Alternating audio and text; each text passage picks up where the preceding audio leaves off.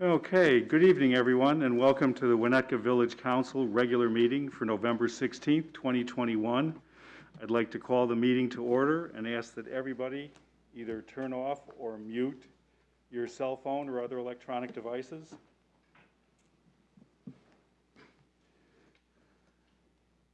Including me.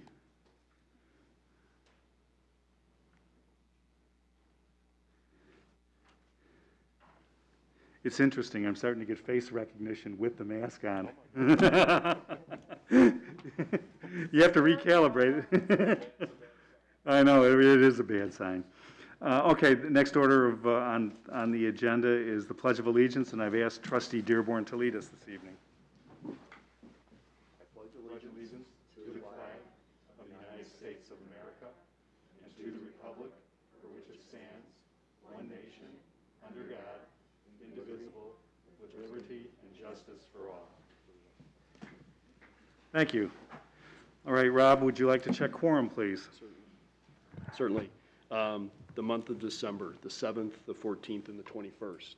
I'm not here the 21st either. So Bob. The 24th might be a tough one. Yeah, Tina, everybody else. Okay, all right. So we'll see about the 21st. Thank you. All right, public comment. This is the time of the evening where anyone out there in the audience or via email can address the council on any item that is not on tonight's agenda. We'll start out with Kristen. Do you have any emails this week for public comment? No emails submitted in advance of the meeting, President. Awesome, thank you. Anybody in the audience like to address Village Council this evening?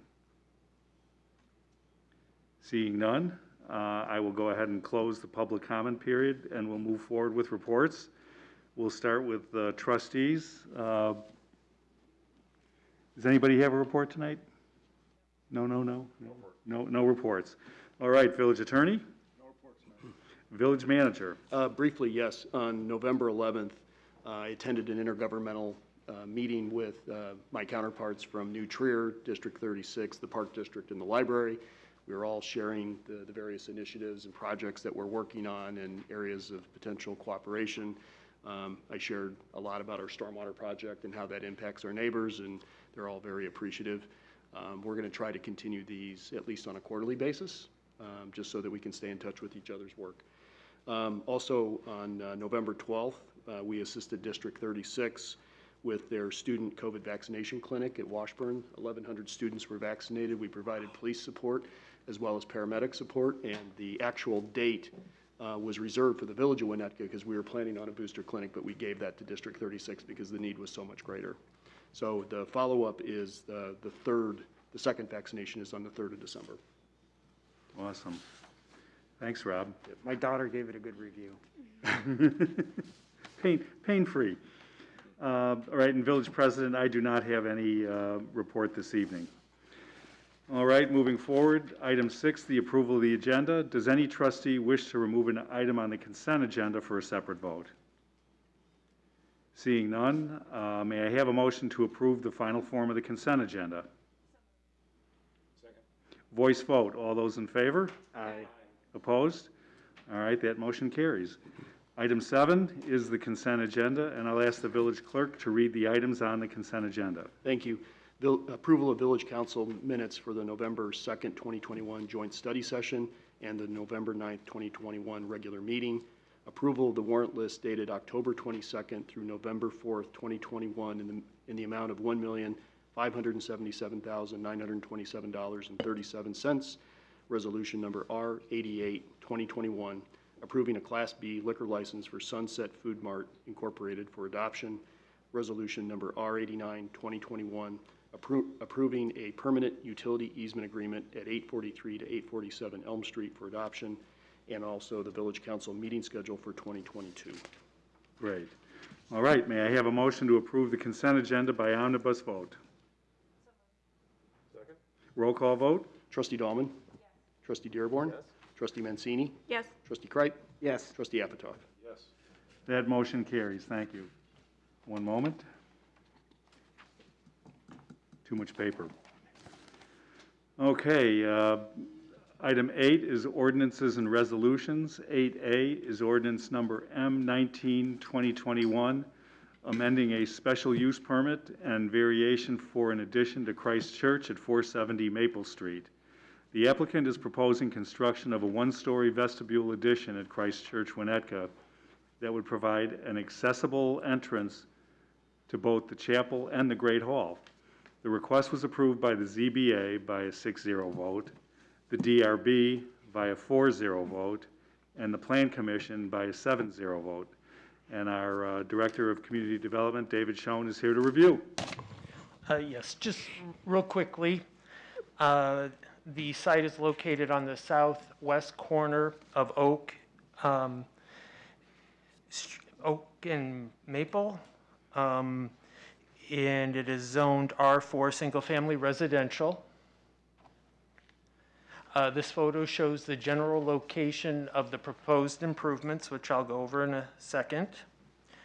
The church plans to replace the existing stairs along Maple, as well as add a vestibule of about 311 square feet, which would provide accessibility to a good portion of the facility, which the facility currently does not have. As part of the request, they also will need a variation for the additional GFA.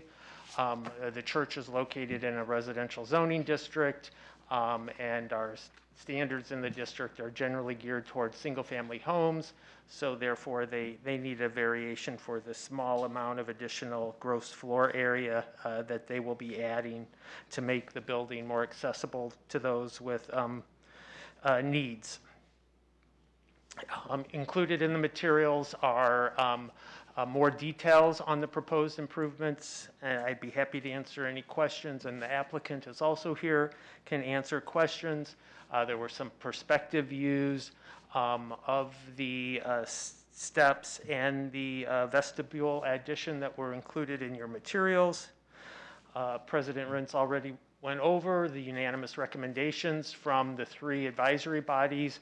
Would just note, we received 2 written comments, both in support of the request, and there were no verbal comments provided at any of the meetings. And with that, I'd be happy to answer questions now or after you hear from the applicant, if you wish to hear from the applicant. Any questions for David? No. No questions for David? That's great. All right, I'd like to open it up for public comment. Would anybody like to address council on the Christ Church special use permit? Seeing none, I'll bring it back. Any comments or discussion? Okay, everybody says it looks good, so I'll go ahead and, what do you guys think about waiving introduction and moving right to adoption? Sure. We all good with that? Okay. Then I'll go down that path. All right, first off, do I have a motion to waive introduction of ordinance number M19-2021? So moved. Second. Voice vote. All those in favor? Aye. Opposed? Okay, that one passes, and now we go forward. May I have a motion to adopt ordinance number M19-2021? Roll call vote? Trustee Dahlman? Yes. Trustee Dearborn? Yes. Trustee Mancini? Yes. Trustee Kreip? Yes. Trustee Apatow? Yes. That motion carries. Thank you. And to the folks who are out there from Christ Church, great job. John, it's not John back there, is it? Oh, he couldn't make it? I'm sorry. With everybody's masks on, I can't tell who's who. Well, you got the right man for the job. Majewski does a wonderful, wonderful job, and clearly he did a good job with this as well, so good luck. All right, moving forward, resolution number R91-2021, 644 Pine Lane. This is a final plat of consolidation that's up for adoption. The applicant is seeking a final subdivision plat approval to consolidate the 2 lots, demolishing the existing residence and detached garage, with intentions on building a new single-family residence, pool, and pond while maintaining the existing coach house. And David's here to review this one. Again, just quickly, this image shows the general location of the proposed plat of consolidation, located generally in this area. As President Rintz said, it's a simple plat of consolidation, taking two existing lots, combining them into one. Just one thing I would note, the house has gone through the demolition review process. The Landmark Preservation Commission did identify it as significant. They issued the delay back in 2020. The delay has expired, and therefore the demolition can proceed. The Plan Commission unanimously recommended approval, and there were no written or oral comments at the Plan Commission meeting. Be happy to answer any questions. All right, any questions for David on this item? You have at it. Go ahead. Just curious, the previous owner, did they own both of those lots as well and sold them together, but Yes. still as separate entities? Pardon? So it's consolidating, but when they sold, did they sell them then to, I was just saying, did they own both of them originally and then sell them together to the? Yes, neighbor? that's my Okay. They understanding. just never went through this process of creating it for whatever reason? Correct. It's one lot, okay. Yeah. It was one lot at one point and then was subdivided, And they, and now the new owner would like to combine them. Okay. So Which is- when did it subdivide? Did the previous owner subdivide it, just in case? No, I think it was before even that owner. Yeah, it was quite a Really? while It's a ago. while And actually, ago. there was some conversation, oh, God, going back a year or two, where there was a potential for the person who owned the property previously was thinking of maybe spinning off one of the lots I was wondering, yeah. as a separate development parcel, but now they're combining them so that that won't happen again. I know all the families around them are thrilled. Yeah. I was hoping that the lot next to them would do the same thing, and, It's an amazing piece of property, yeah, so. it is. Other questions for David? No? Okay, public comment. Would anybody in the audience like to speak on the 644 Pine Lane item? Seeing none, I'll bring it back. Any comments, discussion, or other observations? All right, seeing none, we'll go ahead and see what we can do here. Do I have a motion to adopt resolution number R91, 2021? So moved, Second. Roll call vote? Trustee Avitoff? yes. Trustee Kripe? Yes. Trustee Mancini? yep. Trustee Dearborn? Trustee Dahlman? That motion carries, thank you. And is the owner here? Yes. Oh, well, good luck. That's going to be an awesome piece of property when you guys finish. I'm really looking forward to it. That's I live right around the corner, so does Rob. I'm on Ardsley, that's one of my favorite pieces of property in Winnetka. If you stock your pond with fish, I'll be back there regularly. All Congrats, right, have a great evening. thanks. All right, item C, resolution number R95, 2021, approving settlement agreement with Romspen Mortgage Limited Partnership, Ryan McNaughton, SB 1 Winnetka LLC, and SB Winnetka LLC, and this is up for adoption. Following the failure of the 1 Winnetka development, an agreement between the village and SB Winnetka parties, and an agreement between the village, Romspen, who is the lender, and McNaughton, who is the receiver, party regarding the tort action and unsafe property action has been reached. Our village attorney, Peter Friedman, is here to review this evening. Peter? Thank you. So as you noted, there are two pieces of litigation ongoing with regard to One Winnetka property, and there are two settlement agreements. One of the settlement agreements is with what we call the SB parties. Those were the former owners and former developers of the property. And that settlement agreement is very simple. It simply requires a payment by those entities to the village of $75,000 and a dismissal of our lawsuit, the village's lawsuit, against those parties for code violations, and mutual releases and the standard provisions when you settle a piece of litigation. The second settlement agreement is between the village and the lender, Romspen, and the former receiver. I say former receiver because the foreclosure action has been completed. Romspen has obtained title to the property. So Romspen is now the owner of the property. Therefore, this agreement is more, has more provisions in it because in addition to Romspen paying the village $130,000 as part of the settlement, not only for the dismissal of the Unsafe Property Act regarding code violations, but also Romspen had filed a lawsuit against the village regarding the prospective sale of the property. We actually moved to dismiss that. That motion to dismiss was actually granted, but they filed a motion to reconsider, which has been pending in light of the settlement conversations. So as part of this settlement agreement, that litigation, Romspen will dismiss with prejudice.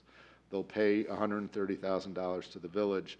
They will also, because they're the owners of the property, as part of the settlement, they have to maintain the utility connections to the property in a proper manner.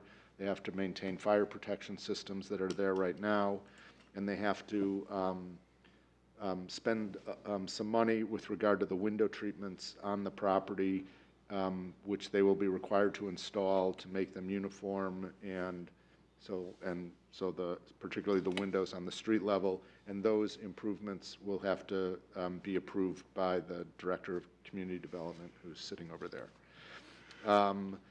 The other provision that's important there is that while there is a period where, with regard to existing code violations, if there's a new development proposal, the village will forbear going after them for those existing code violations, but any new code violations, any public health and safety code violations, including the accumulation of water, the village has the right immediately to enforce its code. So we feel secure in that the village will be able to maintain the safety of those buildings pending a future development. And I think that's, and then the Romspen agreement has the same types of mutual releases and covenants not to sue as the other agreement standard in dismissing a lawsuit. So what will happen is if these are approved tonight, they'll be fully executed. Both cases will be dismissed. We'll receive our settlement amounts, and then the possibility of and then and only then will a development proposal be allowed to come back before the village. Okay, thanks, Peter. Any questions for Peter up here at the dais? I got one. Go ahead, Rob. Is there a local, somebody in charge, manager of this property that we can go and not to call Canada for every little thing that comes up? It's actually, the property manager is now the former receiver, so it's Ryan McNaughton. Which is it again? Ryan McNaughton. He was the receiver, and now he's been designated as the property manager, and that is stated in the settlement agreements that he is the property So you can make manager. decisions and Yeah. spend money? I mean, he's got to get, Yes. he's got to call Canada for money. Okay. But he's local. Okay, thanks. I guess the good news on that, Rob, is that we have an open dialogue with the CEO at Romspen, Oh, good. and I have found them to be very, very receptive when I've picked up the phone and called them about certain issues from time to time. Okay. So if nothing else, at least we have a hotline to somebody who That's incredibly answers the helpful. phone That's very helpful. and responds. Great. So, Peter, for our friends and neighbors out there, or down the road who've been asking about the dilapidated state of the property, when would you expect, we've talked about this, when would you expect the window treatments to go in and some of the exterior improvements to occur? Within the year, I mean, before the end of the year. Before the end of the year? Yeah. Okay. Okay. Good. Other questions? Not a- Seeing, I'm sorry. go ahead, Andy. Well, it's not a question, but Yeah. this is the last time I'm going to be saying this on this one Winnetka property. But I'm going to recuse myself from voting on this, as I have on all the prior, since the potential conflict of interest was raised. I don't believe that I actually have a conflict of interest, but I don't want there to be any question on these settlement documents, so I'm recusing myself. Amen.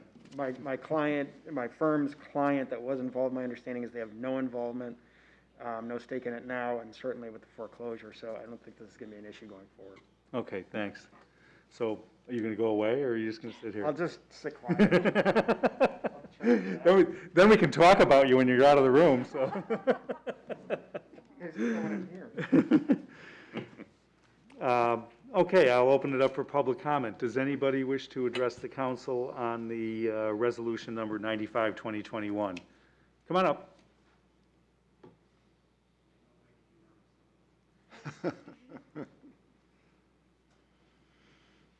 Very quickly, my name's Nick Vagra, 755 Rosewood here in Winnetka. Pursuant to the agreements you guys are talking about with the site, is there a commitment in these agreements to actually deal with the windowscape and the exterior maintenance view, or is it just a hope they will do it by year end? Go ahead, Peter. No, it's a requirement that they, There is a requirement. yeah, there's a requirement stated in the agreement. Hopefully, we'll get something that looks appropriate. Thank And you. David will make sure of it, right? Perfect. All right, bring it back up. Any other comments or discussion at this point? I'd say, Peter, well done on this. I mean, it's a sticky wicket, and you got this thing done, so let's move forward. Yeah, Thank you. we know what the challenges were, so. Significant, to say the least. All right, do I have a motion to adopt resolution number R95, 2021? Second? Roll call vote? Trustee Dearborn? Yes. Trustee Apatow? Yes. Trustee Mancini? Yep. Trustee Dahlman? Yes. That motion carries, thank you. And Back to the table. Andy's back at the dais now. Okay, moving forward from there, we have resolution number R97, 2021, assignment and change to investment management agreement with BMO. This is up for adoption. The village's finance director, Tim Sloth, is here to review the recommendations to move the management of the village's investments to the firm of Kaplan, Kaneda, and Hayback LLC. And Tim is here this evening to review, so take it away, Tim. Thank you. Good evening. The council is being asked to approve a resolution which will assign and change control of our current investment management agreement from BMO Global Asset Management to Taplin Canada and Habeck. So this came up earlier this year. We were notified by BMO Harris, or BMO Global Asset Management, our current investment manager, that they were selling off many of their investment management contracts and spinning off subsidiaries affiliated with BMO Global Asset Management. So this sale included the village's current investment management agreement, which was established in 2015. And we were initially informed that our contract was being sold off to Columbia Threadneedle Investments, but then we're informed that our portfolio didn't quite fit with the type of investments that they do. I think they're more of an equity firm, and we didn't meet minimum, asset size. So we looked into different firms, working with BMO Global Asset Management, and identified Taplin Canada and Habeck. They will honor the terms of the village's existing contract with BMO Global Asset Management. There are no transaction costs or fees associated with moving our agreement to TCH. The custody of these funds will remain with Wells Fargo, so there's no change in the custody. And in looking into, analyzing TCH, we reached out to the Illinois Municipal Retirement Fund, who's a current client. TRS is a current client. We also reached out to the city of Naperville, and they had very favorable references with this firm. They said they were really good at fixed income investing. Finally, as part of this transaction, we are in the process of updating our investment policy to reflect recent changes and best practices, and we'll bring that forth at a future meeting in December. And so with that, if there's any questions. Okay, guys, fire away. Any questions or issues to run through with Tim? Pretty clear. You guys are quiet. Pretty clear. Well, it was a pretty clear-cut thing. Yeah, it was, there aren't a lot of alternatives on this at the moment, so I think that Tim and Rob are gonna keep a close eye on this. This is, Yeah. what is it, Tim, $43 million? $43 million, yeah. $43 million, and, I think the guidelines, are needed to be updated in any event, and so there's a catalyst to do that, and I think Yeah. we'll see those, and hopefully everyone will be comfortable. Public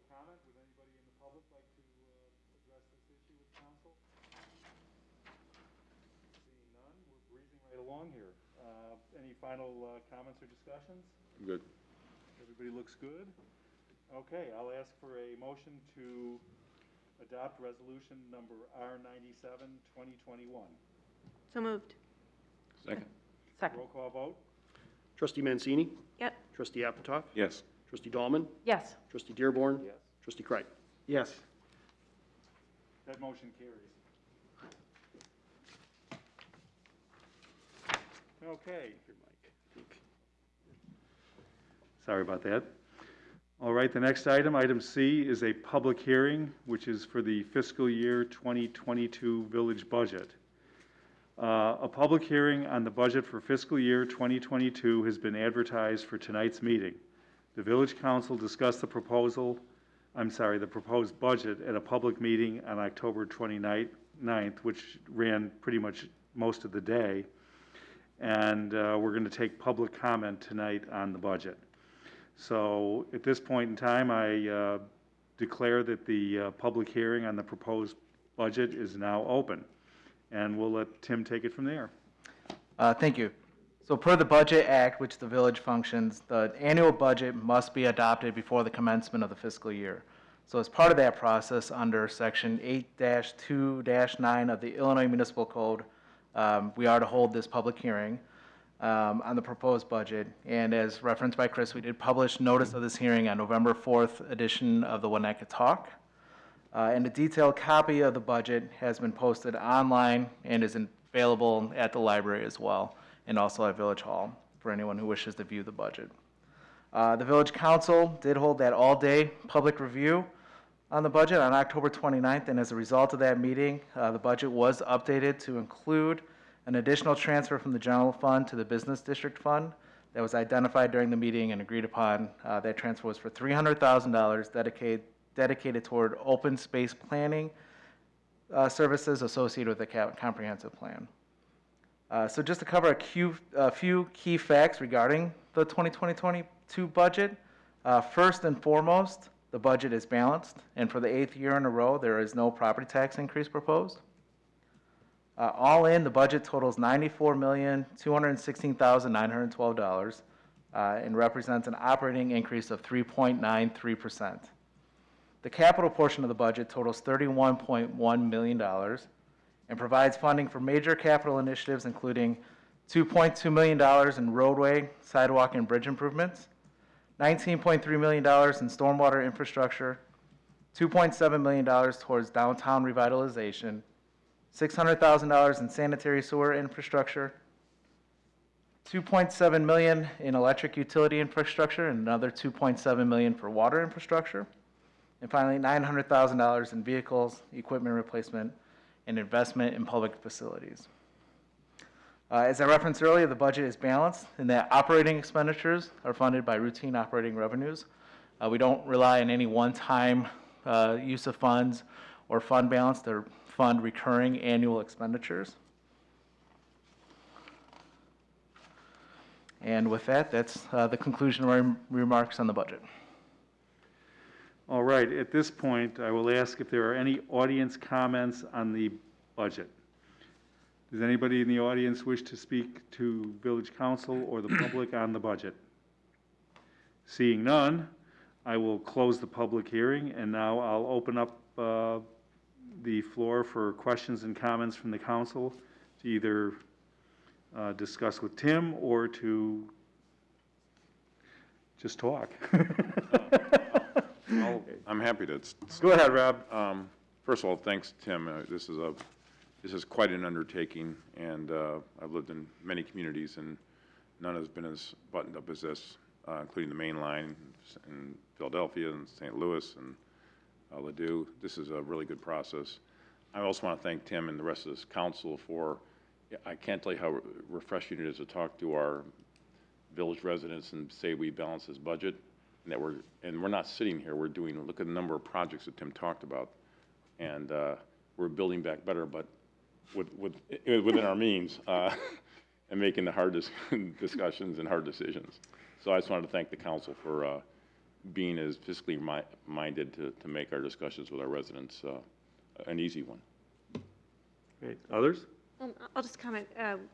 we don't have questions for lack of concern or looking at the numbers. It was so clear to us when we met in October and spent the entire day going over the numbers line item by line item with each department. It was so thorough, and I was really impressed with the entire team, and I just want to say thank you for making it easy to understand what we're trying to accomplish.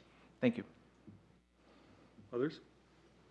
Yeah, go ahead, Tina. Oh, I'll just echo that. I mean, for anybody just tuning in who didn't tune in in October 29th, I think you've done a great job. And I do like the idea that we are doing some pretty big projects in town, and to have a balanced budget, I think says a lot about the professionalism of our staff. And so thank you to all involved. Thank you. Andy? Yeah, just to echo everything. This is the 7th budget I will be voting on. And the thing that's really amazing to me is going through the budget process, you guys always have it buttoned down, but I think what a lot of people don't see is the long-term, the capital planning. And over the years, your planning has been consistently on point, and you're not missing things, and there's enough reserve, so when weird things happen, you know, sluice gates get stuck or whatever, it's never a problem. And Rob, you know, I credit you a lot for creating a really resilient, solid, well-planned organization. Tim, your team is outstanding. Thank you. So I feel very fortunate to be in this role, because it's been pretty easy. So thank you, guys. Go ahead, Bob. Thank you. Just going to say, and I won't repeat, but I think to Kim's point, when the parade of staff members comes through, you know, from Brian to the public safety chiefs, David, all the way up and down the line, I mean, Rob, you have a great team, and that gives, I think, everyone up here a lot of confidence. And so, you know, we commend you for that, for sure. And I would say, and we all have Josie's, I don't know if you're going to talk to this, but we all have her communication. I think she did a fantastic job, again, reflecting some of the tenor of the budget and the comments that were made and the comfort we have in this. So she did a great job. I think it's a great communication. She's a good writer. Awesome. And I'd just like to say that this never could have happened 1 year, let alone 8, without the willingness of our village manager and his staff to take on this challenge year after year after year after year. I don't know of another village manager that I've ever met that would even be willing to discuss holding the line on a tax increase for 1 year, let alone 8. Yeah. And I think there's just nothing but congratulations and appreciation for Rob and his staff as they work through this again. And to be honest with you, I didn't expect you guys to come back this year with no increase, but yet here it is again. So we're very fortunate as a community to have some of the most highest performing professionals in the business on our team, and they do make our life easy. You're right, Andy. I mean, it's easy to sit back and look at, and even though, you know, we all touch 500 pages of budget documents, at least we understand what we're looking at, and just about every question that you have, you can find an answer for it in there.